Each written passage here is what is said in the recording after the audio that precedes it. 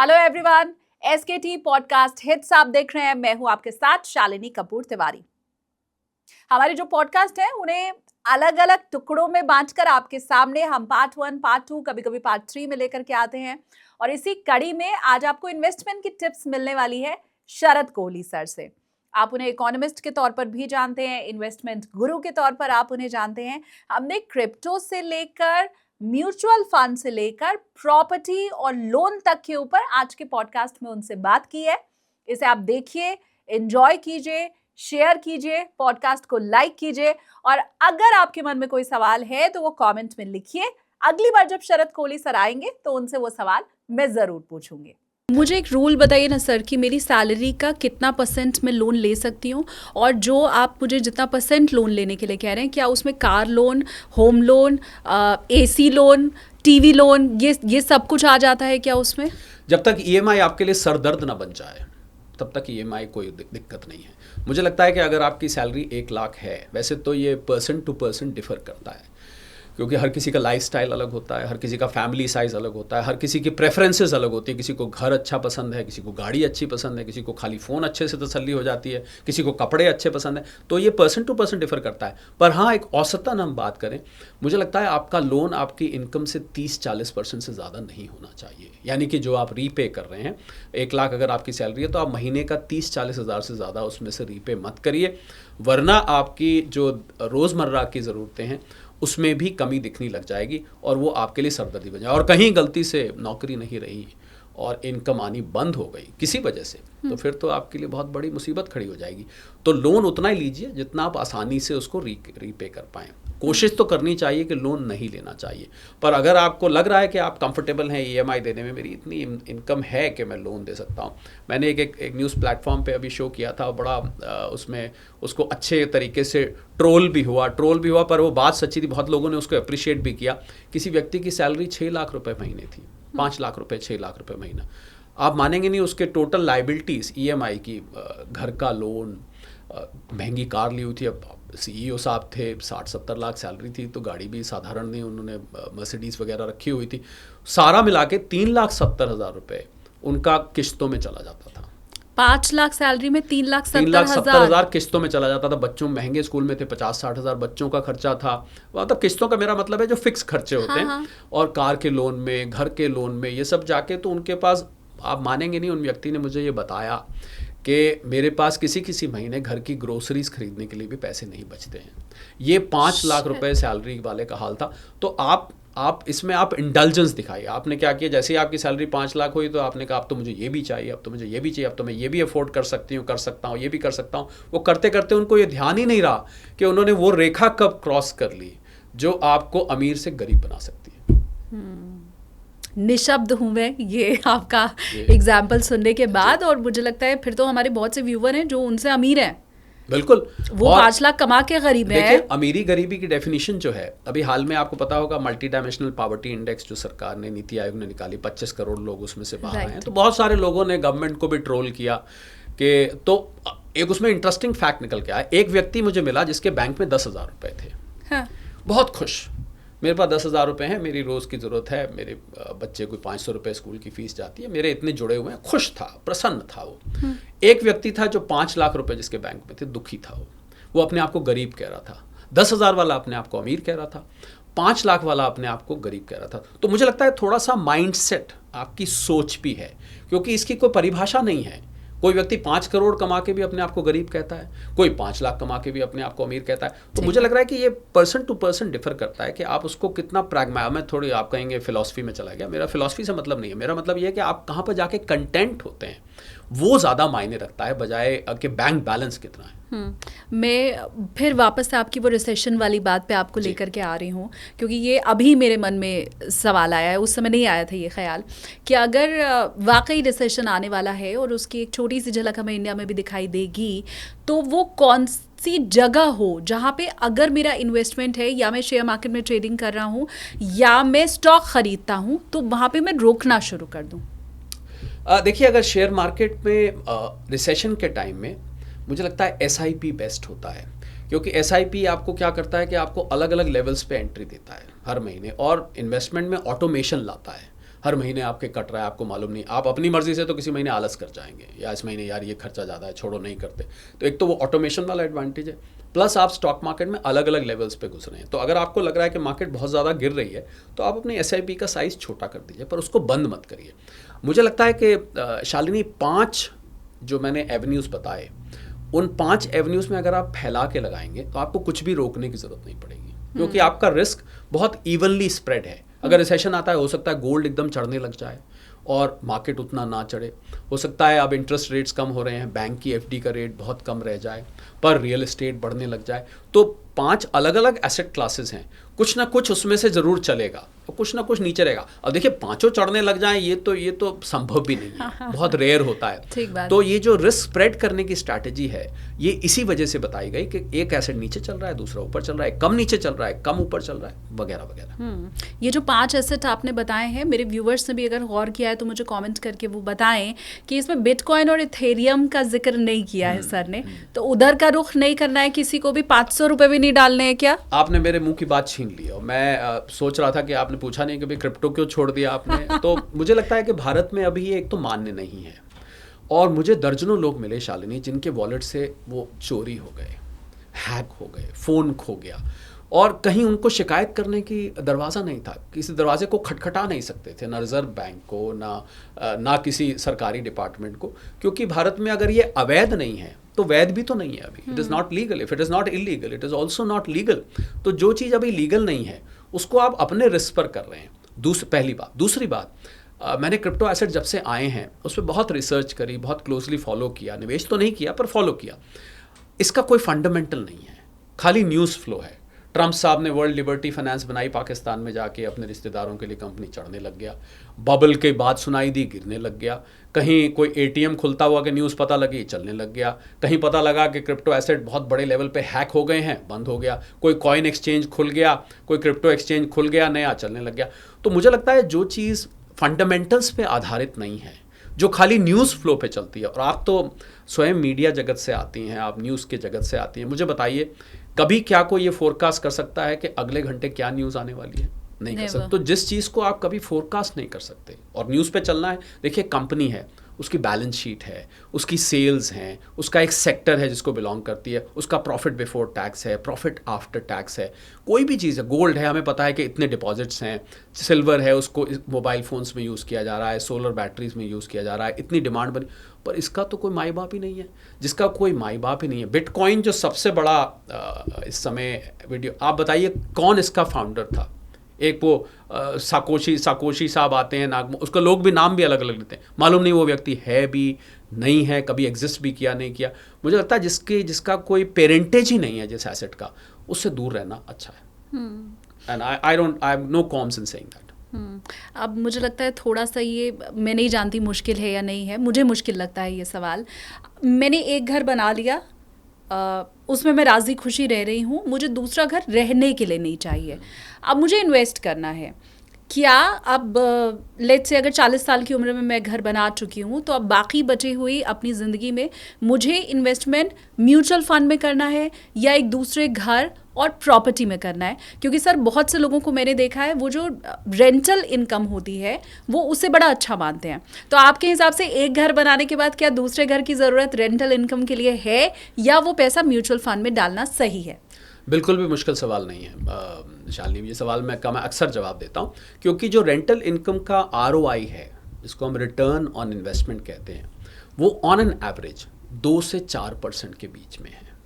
यानी कि आपकी जो बैंक की FD है, अगर आपको 7% बैंक दे रहा है, टैक्स वैक्स काट के 4.5-5% पड़ता है, उससे भी कम ROI आ रही है। तो आप रेंटल इनकम के लिए दूसरे घर में निवेश तभी करिए, आपकी बात का सीधा जवाब, अगर वो घर की कीमतें बढ़ने वाली हैं तो, वरना आपको रेंटल इनकम ROI बहुत पुअर देगी। हाँ, ये सेटिस्फैक्शन जरूर, अरे शालिनी आपके तो 2-2 घर हैं, लोग एक घर के लिए तरसते हैं, अगर वो कमेंट चाहिए तो उससे मज़ा आता है तो अलग बात है। But otherwise as a matter of investment, अगर उसकी कीमत बढ़ नहीं रही है, कैपिटल एप्रिसिएशन उसमें नहीं है, तो खाली रेंटल के लिए बहुत पुअर ROI आपको वो देगा। तो फिर तो म्यूचुअल फंड्स, हम तो म्यूचुअल फंड की हमने बात शुरू करी थी, हमने 12% 15% की बात करी थी, हमने 8% 10% 25% की भी बात करी थी, फिर तो वो ज़्यादा अच्छा है। इसीलिए मैंने आपको जब 5 टुकड़े किए इन्वेस्टमेंट के, तो उसमें मैंने आपको नए एसेट्स का नाम लिया जिसको रीट और इनविट कहते हैं। तो इसमें क्योंकि ज़्यादातर लोग को जब हम रियल एस्टेट सलाह देते हैं ना, तो वो ये कहते हैं कि भाई रियल एस्टेट, हम अब भैया इतने पैसे हैं कहाँ जो मकान खरीद लें, दुकान खरीद लें। आजकल दिल्ली में 1 करोड़ रुपए में तो आपको शायद बाथरूम भी नहीं मिलेगा। तो ऐसे में वो कहते हैं भैया हमारे पास 5, 10, 15 लाख, 20 लाख हैं, इससे कौन सा आएगा। अब आप छोटे पैसे से भी रियल एस्टेट में पार्टिसिपेट कर सकते हैं, तो इसलिए मैंने वो कहा। बाकी आपके सवाल का सीधा जवाब, ROI नहीं है तो आप, और कीमत भी नहीं बढ़ रही है, खाली घर आपको एक कॉम्प्लीमेंट्स देगा लोगों को कि शालिनी आपका तो दूसरा घर है, या आपका भी मन किया तो उस घर में रह लिए, या हम अब मकान मालिक भी हैं, ये भी सुन के बड़ा अच्छा लगता है, वो बातें अलग हैं। But from a monetary point of view it may not be a very good decision. ROI का सर आपने जिक्र किया, इसीलिए अब मैं उन स्कीम्स के ऊपर आ रही हूँ जो मोस्टली बैंक्स के द्वारा या ऐसे जो एजेंट्स हमारे आसपास घूमते रहते हैं उनके ज़रिए हमें बेची जाती है।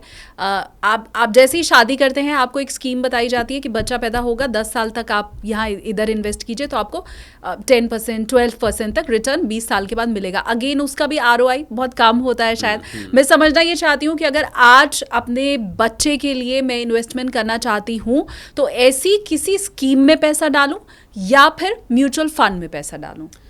देखिए, जो बैंक्स, मुझे नहीं पता आपके दिमाग में कौन सी स्कीम्स हैं जो ऑफ़र करते हैं, पर हाँ ये बात सच है कि ये स्कीम बताई जाती हैं। पहली बात तो ये स्कीम ज़्यादातर इंश्योरेंस और इन्वेस्टमेंट का ब्लेंड होती है, तो कभी भी इंश्योरेंस और इन्वेस्टमेंट को ब्लेंड नहीं करना चाहिए। अगर आप कोई ऐसी स्कीम में कर रहे हैं जो कि इंश्योरेंस भी है, इन्वेस्टमेंट भी है, जो आपको बैंक वाले या इंश्योरेंस वाले आके बताएंगे, हाँ, तो उसमें ना आप उधर का बेस्ट ले पाएंगे ना इधर का बेस्ट ले पाएंगे। इंश्योरेंस और इन्वेस्टमेंट को मिक्स नहीं करना चाहिए, उसको अलग करके चलिए। तो काफ़ी सारी स्कीम्स, तो आपका जवाब इसमें आ गया क्योंकि वो स्कीम्स वैसी होती हैं। अब आपने कहा कि बच्चे के लिए हम इन्वेस्ट करना चाहते हैं। मुझे लगता है बच्चों के लिए जो एक्सक्लूसिव स्कीम्स होती हैं वो स्कीम्स का ROI आपको देखना चाहिए। अगर ROI आपको 8% से ऊपर दिख रहा है तो बच्चे की स्कीम में कूद जाइए, कोई दिक्कत नहीं है। पर अगर उसका ROI वही 4-5% है तो नाम बच्चे का है, उसके साथ ना एक इमोशनल फैक्टर लग जाता है कि बच्चे के लिए कर रहे हैं तो भाई बच्चे के लिए तो करना ही करना है। पर अगर जो मैंने आपको शुरू में बताया 5 एसेट क्लास में आप कर रहे हैं तो बच्चे के लिए भी तो वही काम आ जाएगा ना। बच्चे के नाम से आपने करना है, वो एक, मुझे लगता है एक सेंटिमेंटल, एक इमोशनल, एक सोशल बन जाता है कि बच्चे के नाम से हमने कर रखा है। पर आप जो अपने नाम से कर रहे हैं वो भी बच्चे का है, और जब बच्चा 18 साल का हो जाएगा या हो जाएगी तो उसके नाम से आप कर सकते हैं। तो मुझे लग रहा है बच्चे की स्कीम में आपको ROI सीधा पूछना चाहिए। मुझे बताइए ROI कितना है, बच्चे के नाम से है, कन्या के नाम से है, ये मेरे बेटे के नाम से है, ये इमोशनल गेम होता है। सीधा सीधा अगर आपको 8% से ऊपर नहीं मिल रहा तो उस बच्चे की स्कीम खाली एक इमोशनल अट्रैक्शन है, उसके अलावा कुछ नहीं है। अब क्योंकि बच्चों का जिक्र चला है, मैं बहुत साधारण भारतीय परिवार की अगर बात करूं सर, तो जब बच्चा होता है वो लड़की है या लड़का है, हमें पता होता है जब उसकी शादी होगी तो हमें कुछ गोल्ड भी उसे देना होगा। कम से कम भी मुझे लगता है जो एकदम मिडिल क्लास फैमिली भी अगर देती है तो मुझे लगता है वो एक सेट जो दिया जाता है वो 50-60 ग्राम के करीब तो बैठता ही है। अब आप मुझे ये बताएं, क्योंकि उसकी तैयारी बहुत पहले से शुरू हो जाती है, तो उसके लिए इन्वेस्टमेंट क्या गोल्ड सेट, चेन, या मैं बर्थडे पे एक रिंग मैंने ख़रीद ली है या ईयररिंग ख़रीद ली है, ऐसे करें?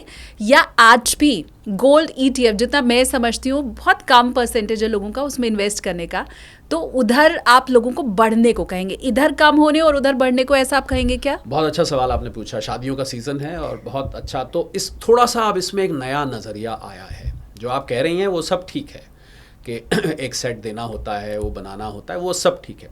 थोड़ा सा उसमें अब बदलाव आया है जब से गोल्ड की प्राइसेस बढ़ी हैं।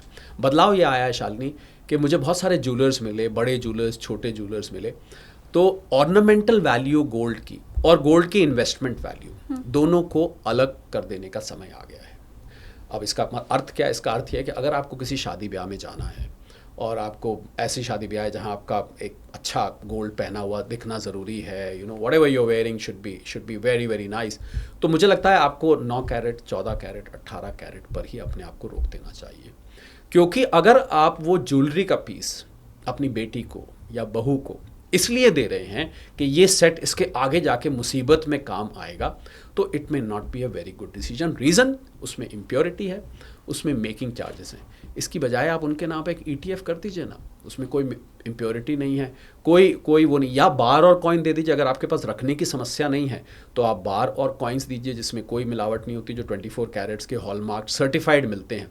ज्वेलरी को एज एन इन्वेस्टमेंट नहीं देखना चाहिए। हालांकि मैं ये कहना चाहूँगा, जिन लोगों के पास पुरानी ज्वेलरी पड़ी है, और आपको हैरानी होगी, भारतीय घरों में गोल्डमैन सैक्स की रिपोर्ट कहती है 30,000 टन सोना पड़ा हुआ है यहाँ पर। अमेरिका का पूरा अपना ऑफिशियल रिजर्व 8,000 टन से थोड़ा सा फालतू है, यहाँ 30,000 टन के करीब गोल्ड पड़ा है। मुझे लगता है वो जो पुराना पड़ा हुआ है, जिसने आपको हमारी दादी जी, नानी जी वो कहेंगे, बेटा हमारे टाइम पे तो गोल्ड जो है ना वो 100 रुपये तोला मिलता था, 10 रुपये तोला मिलता था। आपको अक्सर सुनने उनका तो ठीक है, 100 रुपये से आज आप 1,30,000 रुपये 10 ग्राम बेच रहे हैं, वहाँ तक तो ठीक है। पर अब अगर आप ज्वेलरी में इन्वेस्टमेंट करेंगे तो मुझे लग रहा है, क्योंकि अब इतने एवेन्यूज आ गए हैं, आपके पास बार्स हैं, कॉइन्स हैं, पहले ETFs नहीं होते थे। तो आपने ETF की बात करी, मैं बिल्कुल ETF रिकमेंड करूंगा, रखना भी सेफ है। और ज्वेलरी और बार कॉइन्स में एक दिक्कत और है शालिनी, आप कहाँ रखते हैं उसको? घर पर रखेंगे? क्योंकि पहले तो हमारी जो घर की जो बड़ी बुजुर्ग महिलाएं होती थी, एक जगह तो मुझे लगा उन्होंने गेहूं के टिन में रखा हुआ था, वो गेहूं 10 किलो गेहूं थी। और वो एक दिन ढूंढ रही, मैंने कहा क्या ढूंढ, कहते इसमें एक झुमका रखा था। मैंने कहा झुमका गेहूं के अंदर? वो उन्होंने रखा, कोई मंदिर में पीछे रखता है, कोई गद्दे के नीचे रखता है, कोई कहीं आले में रखता है, कोई छोटी सी एक बक्से होती है घर में उसके अंदर रखता है। लॉकर में रखते हैं लोग। लॉकर में आपका जो वैल्यूबल्स हैं उतने ही सेफ हैं जो 100 गुना आप रेंट देते हैं। अगर आपका 1,000 रेंट है तो 1 लाख तक के बाद अगर लॉकर में कुछ होता है तो कुछ नहीं। तो मुझे तो ETF से सेफ ऑल्सो, डीमैट फॉर्म में है, स्टॉक मार्केट में ट्रेड होते हैं, कभी भी आप बेच सकते हैं, कभी भी खरीद सकते हैं। तो मुझे लग रहा है ETF का ऑप्शन जब से निकल के आया है तो मेरा थोड़ा, अब आप बताइए, ये तो I mean being a female you can, मुझे लग रहा है थोड़ा गोल्ड का फैशन भी कम नहीं हो गया है शादी में पहनने का। आई थिंक वैसे भी फैशन कम हो गया है। So I think even if you want to wear तो आप 18 कैरेट है, 9 कैरेट है, आप ऑर्नामेंटल वैल्यू लीजिए। कोई पूछता है आपसे कभी शादी में जाते हैं मैडम ये कितने कैरेट का गोल्ड, ये जो हार पहना है आपने कितने? मुझे नहीं लगता कोई पूछता है, और ना पूछना तहजीब में आता है। तो keep gold for jewellery for ornamental value, for investment move to bar coins and ETFs। बहुत शानदार। और ये तो मुझे लगता है ये वाले इन्वेस्टमेंट राय तो हमने किसी ने सोची भी नहीं थी। वैसे एक चीज़ मैं बताऊँ sir, being a girl, 8 carat 16 carat वाला जो गोल्ड शाइन कम होती है? नहीं, वो बड़ा फैंसी आ रहा है, उसमें डिजाइन ज्यादा अच्छा है। सस्ता है। राइट, आप 22 कैरेट आप लेने जाओगे ना तो अभी भी जो डिजाइन आपको मिल रहा है वो वही दादी और नानी के जमाने वाला मिल रहा है। 8 कैरेट 16 कैरेट वाली डिजाइन बहुत फैंसी है। और किसी ने मुझे कहा कि उसमें शाइन कम होती है, पर आजकल जो पॉलिश करके दे रहे हैं बिल्कुल नहीं पता लग पाता। नहीं पता चलता। आप कभी नहीं गेस कर पाएंगे कि ये 22 कैरेट का है या ये 8-9। इनफैक्ट जो हम डायमंड पहनते हैं सर ना, सर आपका डायमंड जितना बड़ा होता है, गोल्ड उतना इम्प्योर होता है। डायमंड ज्वेलरी तो 14 कैरेट से ऊपर बन ही नहीं रही है मार्केट में। ये थोड़ा अलग हो गए, हम डिरेल हो गई हमारी चर्चा। डिरेल आप हुई है तो मैं और डिरेल कर देता हूँ, थोड़ा सा और डिरेल कर दूं। मुझे लगता है जब आप ज़्यादा ज्वेलरी पहन के जाते हैं आपको तो खुशी होती है, पर मुझे जो लोगों ने बताया, I don't know, somebody you will have to confirm, देखने वालों में जलन ज़्यादा होती है बजाय उसकी प्रशंसा करने की। अच्छा। तो जिस चीज़ को आप पहन के दूसरे को जला रहे हैं उसको पहनने का फायदा क्या है? खुद को तो खुशी मिल रही है, पर दूसरे को वो आपके मुंह पे जरूर तारीफ कर देंगे, अरे वाह क्या पहना हुआ है, मज़ा आ गया देख के, पर अंदर से वो थुक थुक सी होने लगती है। तो मुझे लगता है कि आप इन्वेस्ट करिए ना, ETF में रखिए, अपनी खुशी के लिए रखिए। I think that is always better.